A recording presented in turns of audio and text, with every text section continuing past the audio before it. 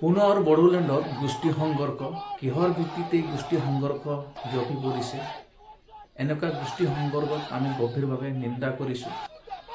1996 চনত বড়োলেণ্ডত আদিবাসী আৰু বড়োসকলৰ মাজত গোষ্ঠী সংঘৰ্ষৰ ফলত হাজাৰ হাজাৰ আদিবাসীসকলে মৃত্যুবৰণ কৰিবলগীয়া হৈছিল। পুনৰ যাতে তেনেকুৱা নহওক সেইটো আমি কামনা কৰিছোঁ আৰু কোনো যাতে হিংসাৰ লগত জড়িত নহয়, কোনো যাতে হিংসাত্মক ঘটনা যাতে নকৰে, সকলো যাতে সাৱধানতা থাকিব লাগিব, সজাগ থাকিব লাগিব। কাৰণ গোষ্ঠী সংঘৰ্ষ হ'লে সকলো জাতিৰ ক্ষতি হয় আৰু উদচনিমূলক কথা ক'ব, এইবিলাকৰ পৰা যাতে আমি ইমানটা উত্তেজিত নহওঁ। আমাৰ আদিবাসী সমাজৰ ওপৰত তেনেকুৱা অন্যায় অত্যাচাৰ আগতো হৈছে আৰু বৰ্তমানো তেনেকুৱা হোৱা দেখা গৈ আছে।